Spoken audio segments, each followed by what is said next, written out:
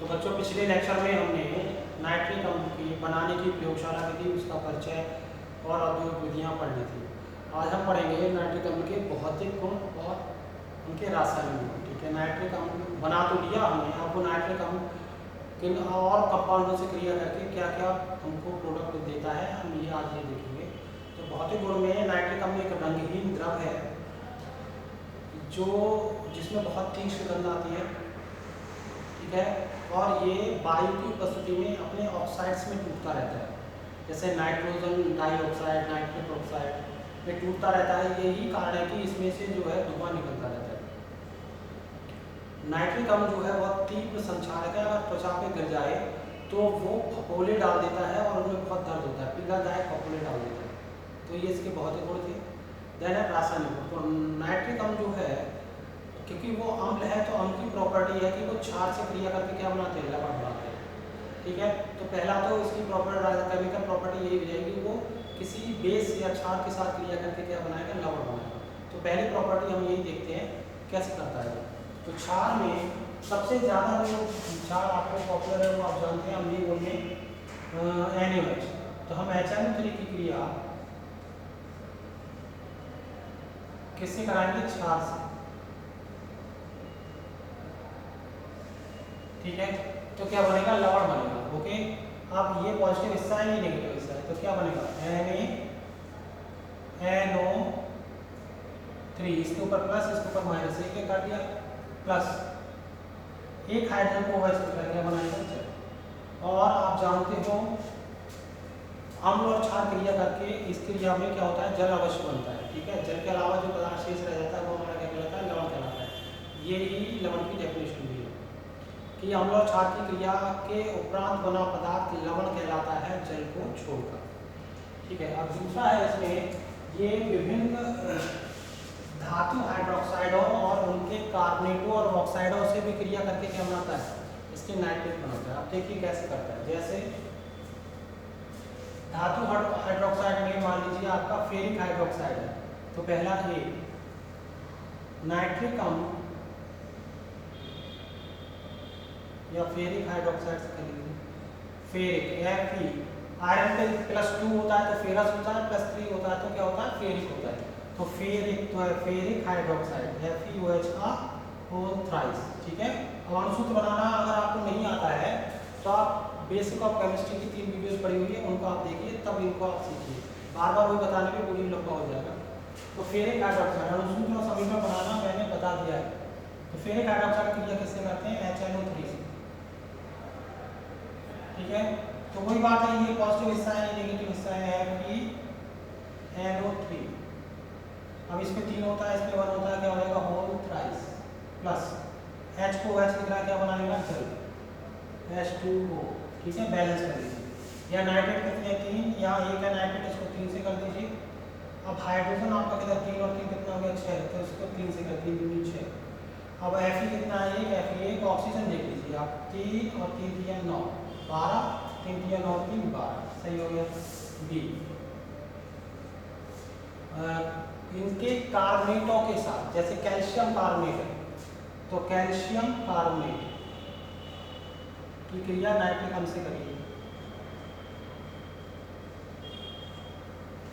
तो याद करिए कि यहाँ पे भी कार्बोनेट ग्रुप होता है, तो वहाँ पे क्या निकलने के चांस ज़्यादा होते हैं, कार्बन डाइऑक्साइड निकलने के चांस जो होते हैं वो इसमें क्या होते हैं, ज़्यादा होते हैं। तो आप कार्बन डाइऑक्साइड निकालिए, CO2।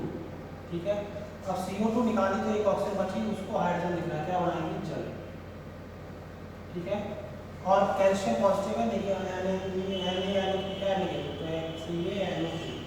वही बात, कैल्शियम पे 2 है, इस पे 1 है, तो क्या होगा, होल प्लस।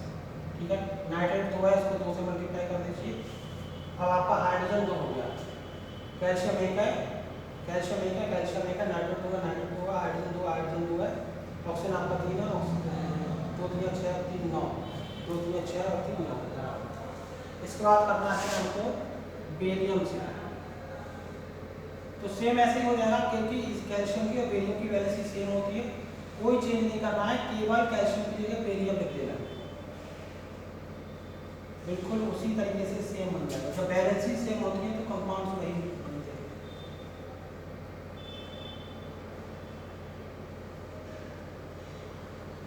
ओके, ऐसे ही ABCD।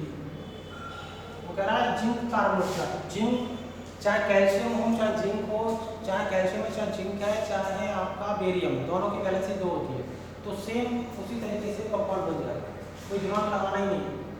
ZnCO3 की क्रिया करेंगे HNO3 से, तो बन जाएगा आपका ZnNO3 का whole twice plus H2O plus CO2। Okay, तो ये आपका इस तरीके से बन गया। अब इसका एक और है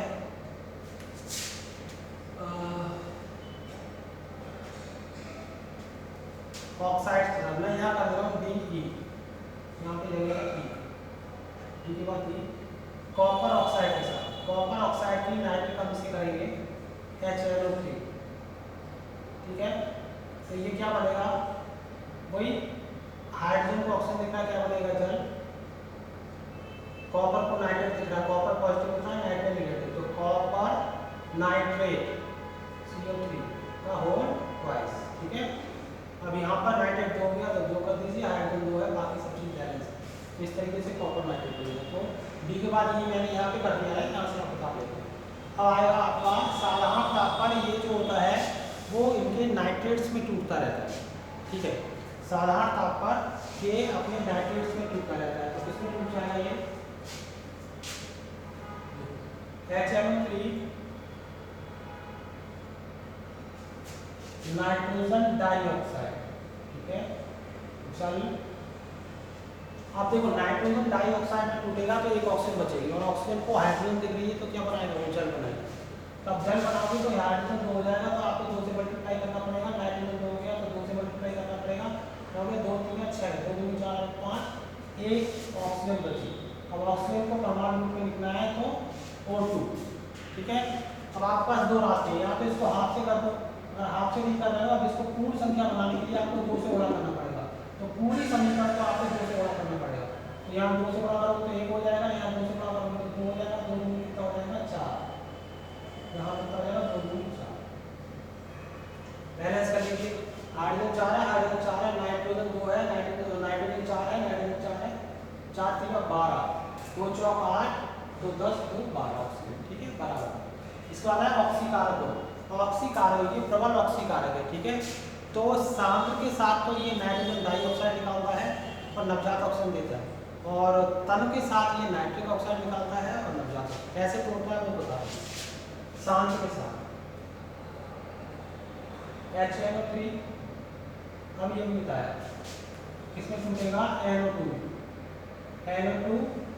प्लस H2O, और अभी ये बताइए एक ऑक्सीजन बचेगी।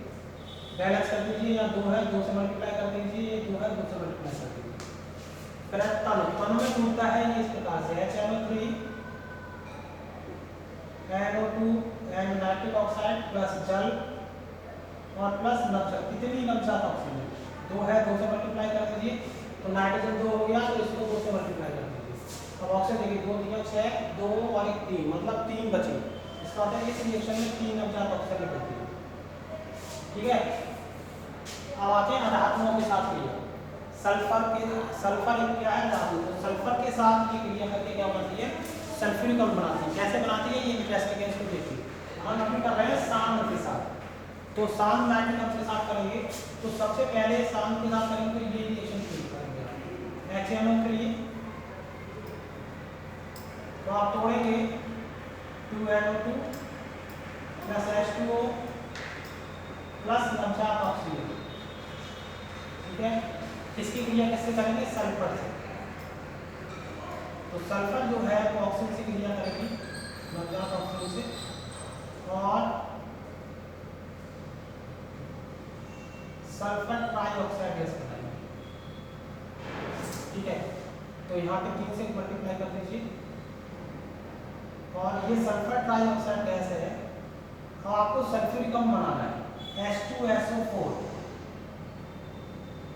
तो क्या चाहिए आपको, हाइड्रोजन वाला कंपाउंड लीजिए, हाइड्रोजन वाला कंपाउंड इसमें कौन है, जल। तो ये जल इससे रिएक्ट कर जाएगा और आपका क्या बन जाएगा, सल्फ्यूरिक अम्ल बन जाएगा, H2SO4, 3 और 1 4। अब इसको मल्टीप्लाई कर दीजिए, यहाँ पे 3 है यहाँ 1 है, इसको 3 से मल्टीप्लाई कर दीजिए। तो 3 अवजात से 3 अवजात करके सल्फर ट्राई से सल्फर ट्राई को चलेगी। अब इसको लिख दीजिए, 3 की गुणाएं जो है वो यहाँ तक आई, 3 दूनी 6, तो 6 HNO3 plus sulphur plus H2O, okay, ये 2 3 6, NO2 प्लस सल्फ्यूरिक अम्ल प्लस 3 जल। चेक कर लीजिए हर चीज बराबर है। 6 नाइट्रोजन है, 6 नाइट्रोजन है, हाइड्रोजन 6 है, 3 6 और 2 8, 3 6 और 2 8, और आपका ऑक्सीजन 6 3 18 और 1 19, 6 दूनी 12 और 4 16 और 3 19, सब चीज बराबर आ गई। इसके बाद है कार्बन के साथ क्रिया।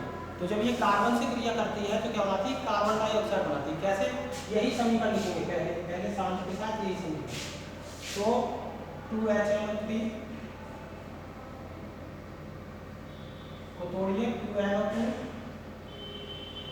प्लस H2O प्लस O, ठीक है। अब इसकी क्रिया कैसे करेंगे, कार्बन से, तो किससे करेंगे, कार्बन डाइऑक्साइड बनेगा, CO2। तो जब आप CO2 बनाओगे तो क्या करोगे, यहाँ पर 2 नवजात लेनी पड़ेगी, अब यहाँ पर 2 लोगे तो इसको समीकरण को 2 से मल्टीप्लाई करना पड़ेगा। तो 2 नवजात से 2 नवजात कटिए तो बन जाएगा कार्बन प्लस 2HNO3, ठीक है।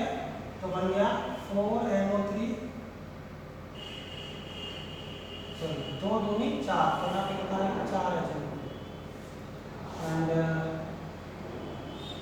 4 NO2 plus carbon dioxide plus 2 की गुणा है तो 2 जल, ठीक है। ये इस तरीके से। तो यार फास्फोरस की क्रिया, फास्फोरस से जब क्रिया करते हैं तो ऑर्थोफास्फोरिक अम्ल बनता है, H3PO4 ऑर्थोफास्फोरिक अम्ल। तो कैसे बनेगा, वही पहले से वही पहले समीकरण लिख दिया, 2HNO3 2NO2 प्लस जल प्लस नवजात ऑक्सीजन, ठीक है। इसकी क्रिया किससे करोगे आप, फास्फोरस से। जो नवजात ऑक्सीजन निकलेगी उसकी क्रिया किससे करोगे, फास्फोरस से। तो फास्फोरस के साथ कंपाउंड बनता है फास्फोरस पेंटाऑक्साइड, P2O5। फास्फोरस 3 भी शो करता है और 5 भी शो करता है। आपको पहले बताया नाइट्रोजन परिवार 3 और 5 संयुक्त प्रदर्शित करता है। तो अब यहाँ पे कितने से करेंगे, 5 से। फास्फोरस हमारा कितना है, 2। अब ये जो फास्फोरस बना है हमको बनाना है H3PO4, तो H आना है, तो H किसके साथ मिलेगा, जल के साथ। तो P2O5 के लिए हम किससे कराते हैं, जल से, ठीक है। तो बनेगा हमारा H3PO4, ठीक है जी। अब इसको बैलेंस कर लीजिए, फास्फोरस हमारा 2 है, 2 से कर दीजिए, हाइड्रोजन हमारा 2 3 6 है तो इसको 3 से कर दीजिए, ऑक्सीजन हमारा 5 और 3 8 तो 4 8, ठीक है, सब चीज बराबर है। अब देखो यहाँ पे 5 नवजात से 5 नवजात, इसको 5 से गुणा कर दीजिए, तो 5 नवजात को 5 से काट देंगे और P2O5 से P2O5 चला जाएगा, और 5 जल यहाँ है, 3 यहाँ है, तो यहाँ पे 2 जल बचेगा, ठीक है। तो पूरी समीकरण को गुणा कर दें, हम 5 पूरी हमारे कितने आ गए, 10 नाइट्रिक अम्ल, ठीक है। और फास्फोरस हमारे कितने आ गए, 2, ठीक है जी।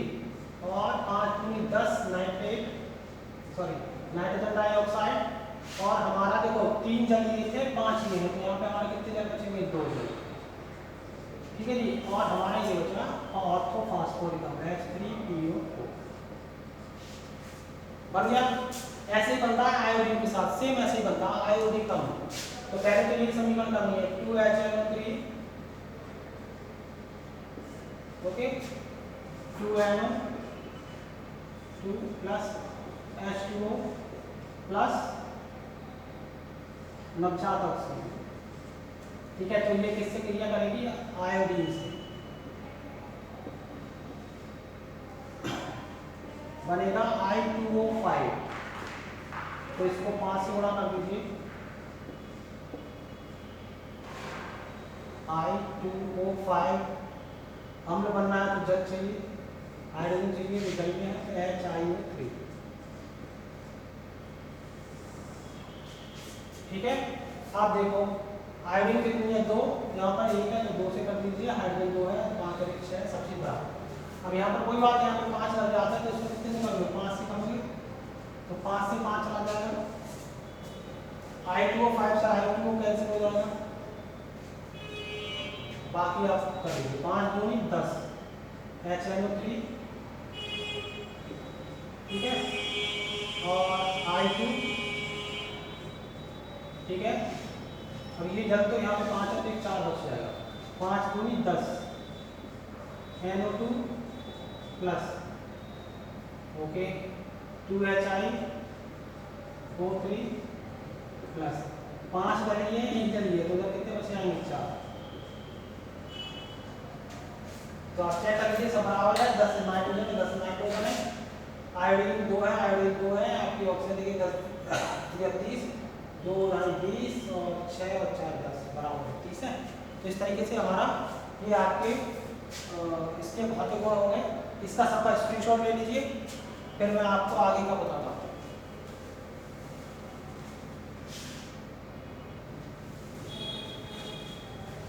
अब हम आगे का आप देखते हैं, इसमें आगे के रासायनिक गुण, इसमें हम करेंगे HNO3 द्वारा धातुओं का ऑक्सीकरण। ओके, तो इसमें पहले करेंगे आर्सेनिक से, ये सेम क्योंकि देखो अभी अभी हमने किससे की है फास्फोरस से, तो फास्फोरस से जो होता है वो एंटी ऐसे साथ में बच्चों के लिए एक ही वर्ग के तत्व है ना, तो नाइट्रोजन भी है उसमें, फास्फोरस भी, आर्सेनिक भी, एंटीमनी है, तो जो फास्फोरस से बनाया सेम वैसे ही कंपाउंड बनेगा, और उसकी जगह केवल फास्फोरस जगह हमको क्या लिख देना AS, और एंटीमनी से करोगे तो SV, तो वैसे ही हो जाएगी।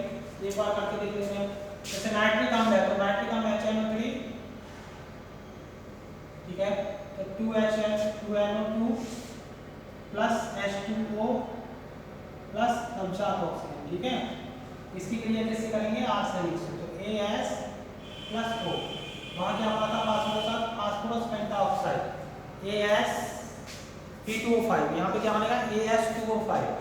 ठीक है, सेम प्रॉपर्टी दिखाएंगे एक ही वर्ग के, तो AS2O5।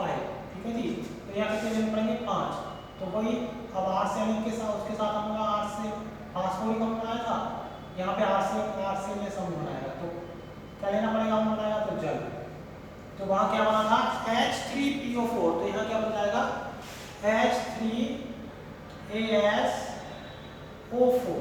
ओके, तो बैलेंस कर लीजिए, यहाँ पर आर्सेनिक 2 है, यहाँ का 2 से कर दीजिए, हाइड्रोजन 6 हो गया, इसको 3 से कर दीजिए, बाकी सब चीज बैलेंस है। अब यहाँ पर एक ऑक्सीजन कितना है 5, यहाँ पर ऑक्सीजन कितना है 1, इसको कितने से मल्टीप्लाई करते हैं 5 से।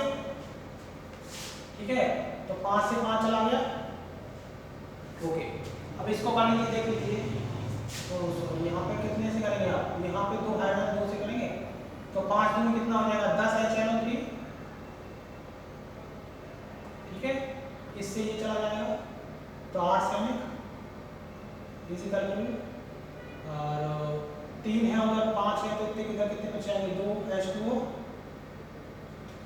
ओके, अब इधर आ जाओ 5 दूनी 10 NO2 प्लस और ये 2 H3AsO4 बन गया, सेम ऐसे ही बन जाएगा। अब आ जाओ एंटीमनी से, तो सेम जैसे मैंने बोला, जैसे अभी अभी हमने फास्फोरस की वैसे ही आर्सेनिक की वैसे एंटीमनी, केवल AS की जगह एंटीमनी लिख देना। कुछ करना है तो जाहिर बात है आप करके देखना, घर पे खुद इसको बना के देखना, इस पानी को मैं डायरेक्ट लिख दे रहा हूँ यहाँ पे एंटीमनी की, तो 10 HNO3 आएगा plus Sb 10 NO2 plus 2 H3 SbO4 plus 2 H2। Okay, इस तरीके से हो जाएगा। ठीक है, अब आएगा ये हमारी इसके साथ हो गई धातु, क्या पढ़ेंगे हम धातुओं के साथ क्रिया, और वो भी ऐसी धातु है, 2 तरीके की धातु है, कुछ जो विद्युत रसायन श्रेणी में ऊपर है हाइड्रोजन से, कुछ धातु नीचे हैं, तो जो हमारी हाइड्रोजन से ऊपर है उनकी हम क्रिया करने जा रहे हैं। तो पहली है मैग्नीज के साथ, तो मैग्नीज के साथ क्रिया करके ये इसका क्या कर देती है हाइड्रोजन विस्थापित कर देती है, मैग्नीशियम की नाइट्रिक अम्ल से करिए HNO3। वही बात मैग्नीशियम प्लस का नाइट्रेट माइनस का क्या है जी NO3 का होल ट्वाइस। और होल ट्वाइस करोगे तो इसको 2 करोगे हाइड्रोजन क्या हो जाएगा निकल जाएगा। अब क्योंकि दोनों की वैल्यू मैंने अभी बोला जब बैलेंस ही तत्वों के बराबर होती है तो कंपाउंड बनाने में कोई परेशानी नहीं होती, वैसे ही बन जाता है। मैग्नीशियम की भी 2 है मैग्नीज की भी 2 है तो सेम ऐसे ही कंपाउंड बन जाएगा। तो Mn plus 2HNO3 is equal to MnNO3 का whole twice plus H2। Zinc के साथ क्रिया करेंगे। अब जिंक के साथ कई कंडीशंस में क्रिया होती है, ठीक है। ठंडे के और तम के साथ होगी 20% के साथ, 50% के साथ और फिर 70%। तो अलग और अलग परसेंटेज हम सॉल्यूशन की बदल देते हैं नाइट्रिक अम्ल की, तो उसमें बनने वाला प्रोडक्ट भी हमारा बदल जाता है, ठीक है। तो हम देखते हैं क्या क्या बनता है। तो जिंक जब ठंडे और तम के साथ क्रिया करता है तो वो बनाता है जिंक नाइट्रेट और अमोनियम नाइट्रेट बनाता है। कैसे बनाता है मैं बता रहा हूँ। अब अमोनियम नाइट्रेट बनाने के लिए हमें क्या चाहिए अमोनियम ग्रुप, और अमोनियम ग्रुप हमको कैसे मिलेगा अमोनिया से। तो पहले हमारा दिमाग काम करना चाहिए, पहले हमको अमोनिया बनानी है। तो अमोनिया कैसे मिलेगा हमको, तो जिंक की क्रिया करिए आप किससे नाइट्रिक अम्ल से, ठीक है जी। तो बनेगा जिंक नाइट्रेट,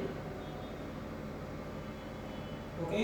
अब इसका क्या बनेगा होल ट्वाइस, क्योंकि जिंक की कितनी होती है 2, तो यहाँ पर हमारा 2 नवजात हाइड्रोजन निकलेगा। अब ये जो नवजात हाइड्रोजन है वो आपका किससे क्रिया करेगा, आपका क्रिया करेगा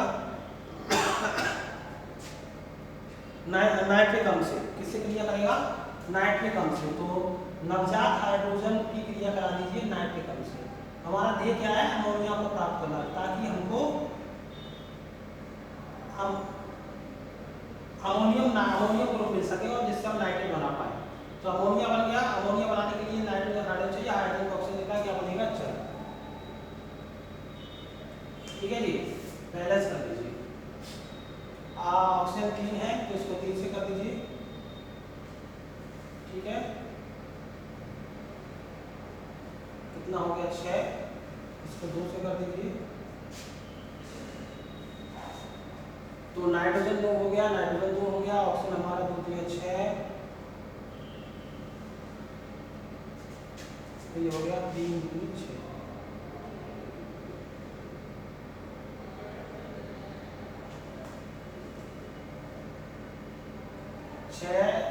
दूनी 12,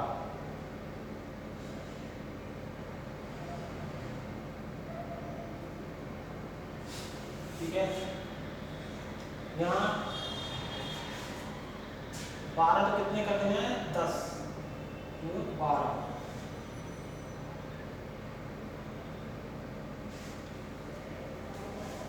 अगर ये ना करें तो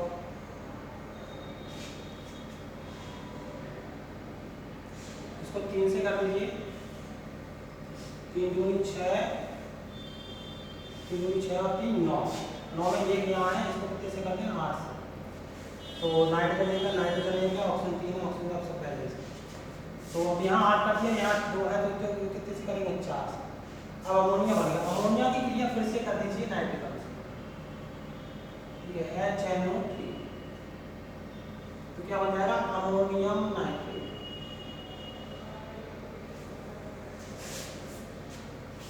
सब बराबर है तो कैंसिल आउट कर दीजिए, अमोनिया से अमोनिया जाएगा और 8 हाइड्रोजन से 8 हाइड्रोजन जाएगा और कुछ नहीं आ जाएगी। तो 4 की होगा यहाँ तक है जिंक में, तो बचा 4 है प्लस 4 दूनी 8 और 1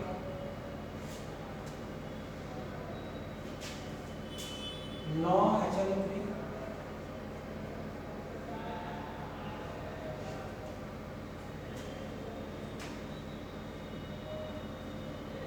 अब देखिए 4 4 ZnNO3 का होल प्लस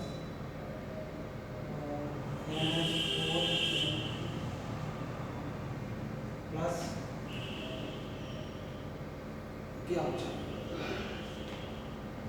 3 जल, ठीक है। इस तरीके से ये आपका जिनके साथ आपकी क्रिया हो गई।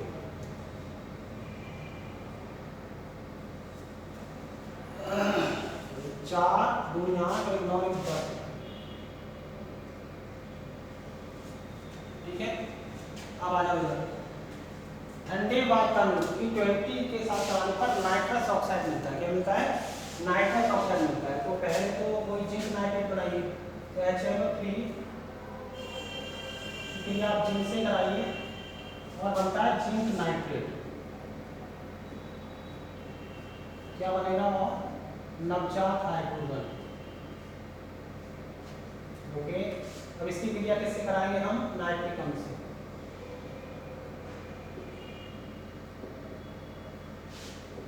नाइट्रस ऑक्साइड होता है N2O। ठीक है, लॉफिंग गैस जिसे बोलते हैं, हंसाने वाली गैस। तो अब इसमें देखिए, इसको कितने से करेंगे? देखिए नाइट्रोजन 2 है तो इसको 2 से कर दीजिए। अब आपका 2 3 6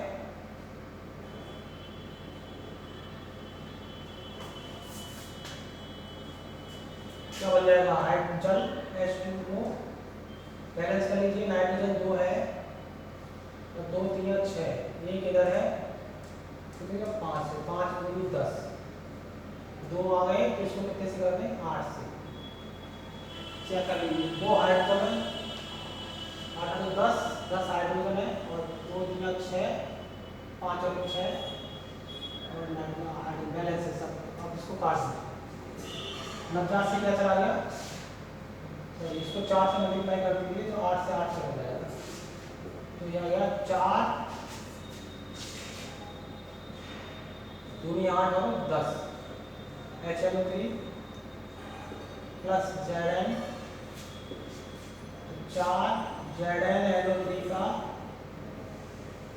whole twice plus N2O plus 5H2। ठीक है, ये आपका आ गया। ये देखिए, अब ऐसे इसका हो जाएगा। इसमें क्या बनता है? नाइट्रिक ऑक्साइड बनता है 50% के साथ। जिससे ये रिएक्शन हो जाएगी 2HNO3 zinc 2H zinc nitrate बनेगा प्लस 2 नवजात हाइड्रोजन मिलेगी। अब नवजात हाइड्रोजन नाइट्रिक अम्ल से क्रिया करेगी तो क्या बनेगा आपका? नाइट्रिक ऑक्साइड NO और जल। बैलेंस कर लीजिए, आपका 3 है ऑक्सीजन, 3 से मल्टीप्लाई कर दीजिए, हाइड्रोजन होगा 3 दूनी 6, एक ये है, इसको कर दीजिए 5 से। नाइट्रोजन 1 है, नाइट्रोजन 1 है, बैलेंस हो गया। इसको यहाँ कितनी है? 2, यहाँ कितनी है? 5, तो इसको कितने से कर दीजिए? 5 से। इसको कितने से कर दीजिए? 2 से। 5 दूनी 10, 10 से 10 कर दिया तो 5 दूनी 10 और 2 12 HNO3 प्लस 5 जिंक 5 ZnNO3 का whole twice plus 2NO plus 3 दूनी 6 जल। ठीक है,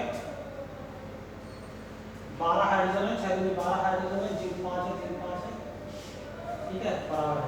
ये कौन है? देख लीजिए, इसमें भी ऐसे 2HNO3 2NO2 प्लस जल, जिंक नाइट्रेट और क्या बनेगी? नवजात हाइड्रोजन। तो ये किससे क्रिया करेगा? आपका नाइट्रेट अम्ल से।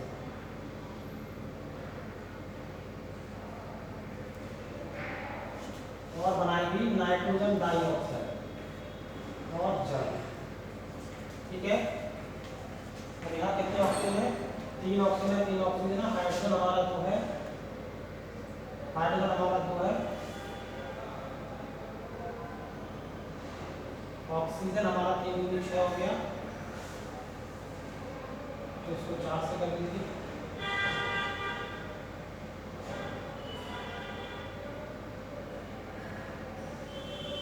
नाइट्रोजन एक है, हाइड्रोजन हमारा 2 है, तो यहाँ 2 से कर दीजिए, तो नाइट्रोजन 2 हो गया, तो इसको 2 से कर दीजिए। और अब ऑक्सीजन हमारा हो गया 3 दूनी 6 और तो 2 दूनी 4 और 5।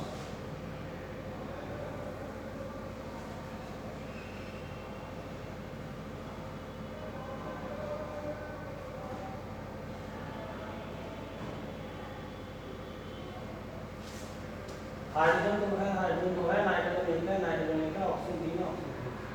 हाइड्रोजन 2 है, नाइट्रोजन 1 है, ऑक्सीजन 1 है, ऑक्सीजन 3 है, ऑक्सीजन 3 है, ये सब बैलेंस है।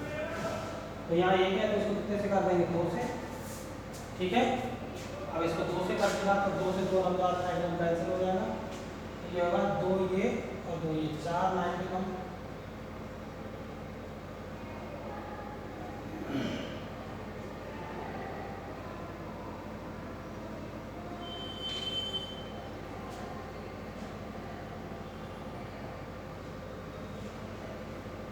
प्लस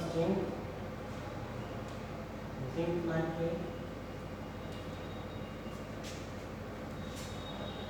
2 Mg प्लस 2 जल।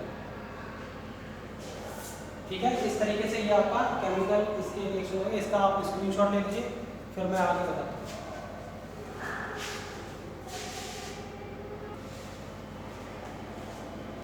थोड़ा इस रिएक्शन को हम दोबारा से देख लेते हैं, ये थोड़ा सा इसमें गलती होगी। यहाँ देखिए हमारा हाइड्रोजन कितने हैं? 2। ऑक्सीजन हमारा कितना है? नाइट्रोजन कितना है? नाइट्रोजन 1 है, ऑक्सीजन हमारा 3। और यहाँ ऑक्सीजन 1 ये है। अब 3 कनेक्ट किया, उसको 2 से मल्टीप्लाई करेंगे तो हाइड्रोजन हो गया 4। एक हाइड्रोजन यहाँ है, 4 कनेक्ट किया, इसको 3 से करेंगे। जब 3 से करोगे तो ये हो गया 3। तो यहाँ पर कितने से करोगे आप? 3 से। यहाँ कितने से करोगे? 2 से। अब आप करेंगे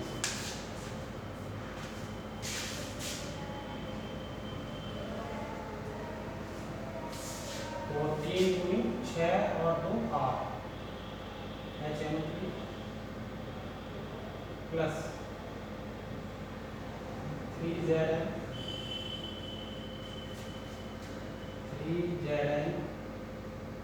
NO3 का होल पास प्लस 2NO प्लस 4H2। ठीक है, 4 8